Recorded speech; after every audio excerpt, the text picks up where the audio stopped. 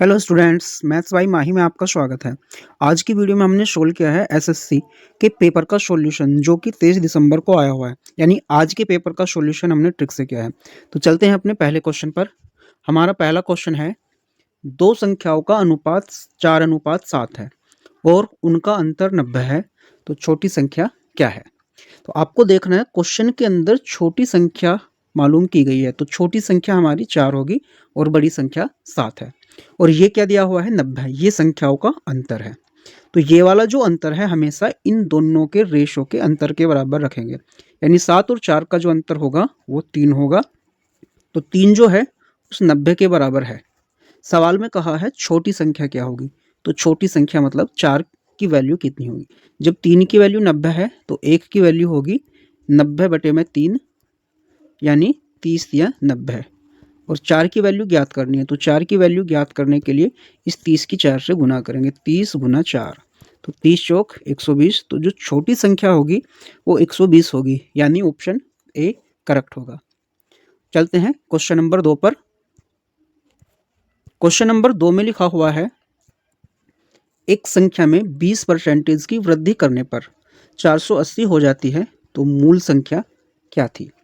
तो सवाल में कहा गया है मूल संख्या जो होती है हमेशा वो 100% होती है। आपको ध्यान रखना है कि कोई भी संख्या बढ़ने अथवा घटने से पहले हमेशा 100% होती है। तो सवाल में संख्या को पहले कहा गया है कि 20% की वृद्धि हुई है, तो 20% की वृद्धि होने के बाद वो 480 हो जाती है। तो 20% वृद्धि के बाद जो संख्या होगी वो 120% होगी। तो हम कहेंगे कि 120% जो है वो 480 के बराबर है। सवाल में मूल संख्या होता है 100%, तो 100% जो होगा वो 480 बटे 120 और गुना में 100। 120 चौक होते हैं 480, तो यहाँ 4 होगा और गुना करेंगे 100 से, तो 100 गुना 4 बराबर होगा 400। तो जो संख्या थी वो 400 थी, यानी ऑप्शन सी करेक्ट होगा। चलते हैं थर्ड क्वेश्चन पर। क्वेश्चन नंबर थर्ड में लिखा है, एक घन की भुजा 7 सेंटीमीटर है, उसका कुल पृष्ठ क्षेत्रफल क्या होगा? तो मैं आपको बता दूं, जो घन का पृष्ठ क्षेत्रफल होता है वो होता है a = 6 गुना भुजा का स्क्वायर। ये हमारे घन के पृष्ठ क्षेत्रफल का सूत्र है। तो सबसे पहले क्या लिखेंगे? 6 लिखेंगे, और घन की जो भुजा है वो है 7, तो लिखेंगे 7 का स्क्वायर। इसके बाद ये वाला 6 और 7 का स्क्वायर लिखेंगे 49। तो 6 की 49 से गुना करेंगे, 6 नम 54 हासिल 5 होंगे, 6 चौक 24 और 24 में 5 ये जोड़ देंगे, तो हमारा 294 फाइनल आंसर, यानी ऑप्शन ए करेक्ट होगा। चलते हैं क्वेश्चन नंबर 4 पर।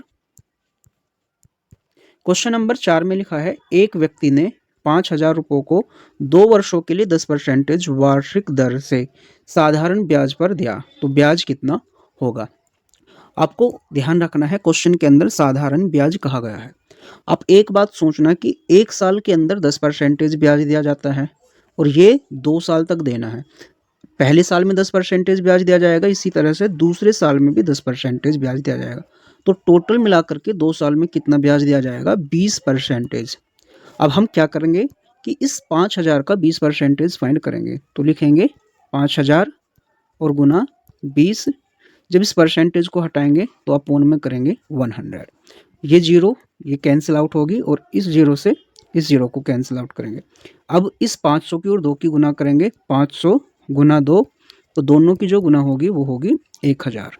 तो इसलिए जो हमारा साधारण ब्याज होगा वो 1000, यानी ऑप्शन सी करेक्ट होगा। चलते हैं क्वेश्चन नंबर 5 पर। क्वेश्चन नंबर 5 में लिखा है, एक आयत की लंबाई और चौड़ाई का अनुपात 5:3 है। यदि उसका परिमाप 64 सेंटीमीटर है तो उसकी लंबाई क्या होगी? तो आपको ध्यान रखना है, पहले क्वेश्चन के अंदर लंबाई और चौड़ाई का अनुपात दिया हुआ है, तो लंबाई है हमारी 5 और चौड़ाई है हमारी 3, यानी 5 तो है लंबाई और चौड़ाई है हमारी 3। और सवाल के अंदर कहा गया है लंबाई ज्ञात करनी। तो सबसे पहले क्या करेंगे हम, परिमाप का फॉर्मूला होता है P = 2 × L + B। तो जो हमारा परिमाप है वो 64 है, इसलिए हम यहाँ पर 64 रखेंगे। ये 2 × L जो है हम इसको 5x मान लेंगे और B को जो है हम 3x मान लेंगे। अब इस 2 से यहाँ पर डिवाइड करेंगे, 2 एकम 2 और 2 से भाग करेंगे तो यहाँ होगा 32 दूनी 64। 5x और 3x होंगे 8x। अब क्या करेंगे, 8 एकम 8 और 8 चौक 32, तो x की जो वैल्यू होगी वो 4 होगी। सवाल के अंदर कहा है कि लंबाई ज्ञात करनी। लंबाई कितनी है यहाँ 5, तो हम इस 4 की 5 से गुना करेंगे तो जो लंबाई होगी 5 गुना 4 बराबर 20। तो इस सवाल का जो सही ऑप्शन होगा ऑप्शन बी होगा। चलते हैं क्वेश्चन नंबर 6 पर।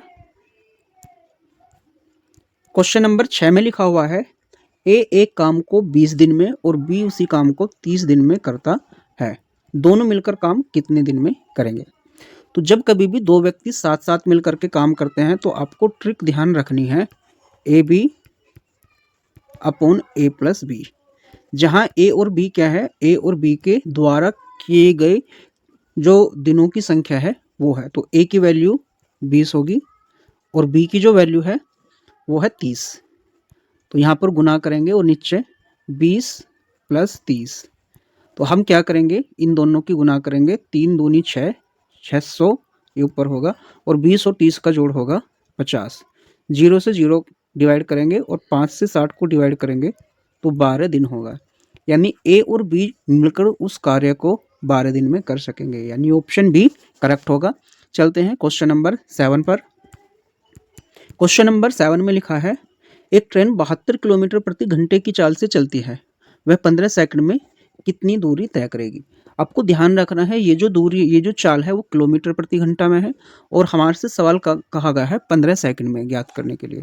तो सबसे पहले हम क्या करेंगे, ये जो चाल है इसको हम मीटर प्रति सेकंड में ज्ञात करेंगे। तो चाल बराबर ये 72 लिखेंगे और आपको याद रखना है कि यदि चाल किमी प्रति घंटा में दी हुई हो तो उसे मीटर प्रति सेकंड में ज्ञात करने के लिए 5/18 से गुना करेंगे। 18 एकम 18 और 18 चौक 72। अब इस 4 की इस 5 के साथ गुना करेंगे, 4 पंजे 20, ये 20 मीटर प्रति सेकंड जो है वो उसकी चाल आ गई है। सवाल के अंदर कहा गया है कि 20 सेकंड में कितनी दूरी तय करेगी, तो आपको सूत्र लगाना है दूरी बराबर चाल गुना समय।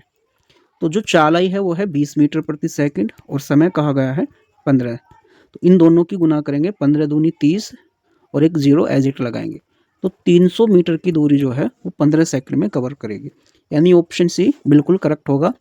चलते हैं क्वेश्चन नंबर 8 पर।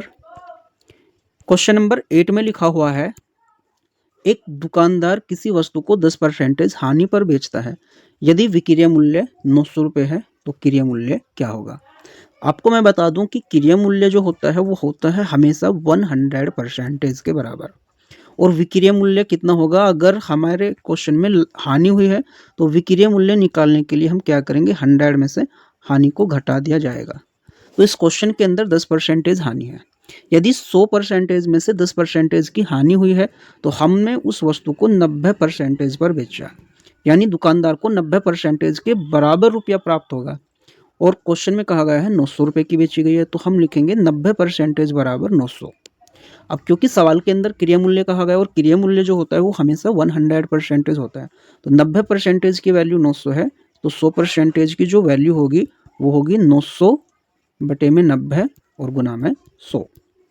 तो हम क्या करेंगे, इससे यहाँ पर डिवाइड करेंगे, 90 धाम होते हैं 900 और 10 आएगा, 10 की 100 से गुना करेंगे तो हमारी जो गुना होगी वो होगी 1000। तो यहाँ जो ऑप्शन होगा वो बी बिल्कुल करेक्ट होगा। तो चलते हैं क्वेश्चन नंबर 9 पर। क्वेश्चन नंबर 9 में लिखा है एक त्रिभुज के दो कोण 50 डिग्री और 65 डिग्री हैं, तो तीसरा कोण कितना होगा। तो आपको एक बात ध्यान रखनी है, त्रिभुज के जो तीनों कोण होते हैं उनका जोड़ होता है 180 डिग्री। कोण ए प्लस कोण बी और प्लस कोण सी बराबर जो होगा, तीनों का टोटल 180 डिग्री होगा। हम मानते हैं कोण ए की वैल्यू जो है वो 50 डिग्री है और कोण बी की वैल्यू 65 डिग्री है। अब कोण सी की वैल्यू फाइंड करनी है, तो क्या करेंगे, 180 में से इन दोनों का टोटल घटाएंगे, 50 और 65 इन दोनों का टोटल होगा 115, और 180 में से यदि हम 115 डिग्री को घटाएंगे तो जो बचेगा हमारा वो होगा 65। तो यहाँ जो करेक्ट ऑप्शन होगा ऑप्शन नंबर सी 65 होगा। चलते हैं लास्ट क्वेश्चन पर। क्वेश्चन नंबर 10 में लिखा है घनाभ की लंबाई 6 सेंटीमीटर, चौड़ाई 5 सेंटीमीटर और ऊंचाई 4 सेंटीमीटर है, उसका आयतन क्या होगा। तो सबसे पहले मैं आपको एक बात बता दूं, जो घनाभ का आयतन होता है V इज इक्वल टू होता है लंबाई गुना चौड़ाई गुना ऊंचाई, यानी L गुना B गुना H, जहां V जो है वो वॉल्यूम होता है, वॉल्यूम को हम हिंदी में आयतन बोलते हैं। तो सबसे पहले क्या करते हैं, L की वैल्यू रखेंगे 6, B की वैल्यू रखेंगे 5 और H की वैल्यू रखेंगे 4। सबकी गुना करेंगे, 5 छंग 30, 30 चौक 120। तो जो हमारा आंसर होगा वो 120, यानी ऑप्शन नंबर सी होगा। वीडियो पसंद आई हो तो हमारे चैनल को सब्सक्राइब करें और कमेंट सेक्शन में बताएं कि आपको वीडियो कैसी लगी।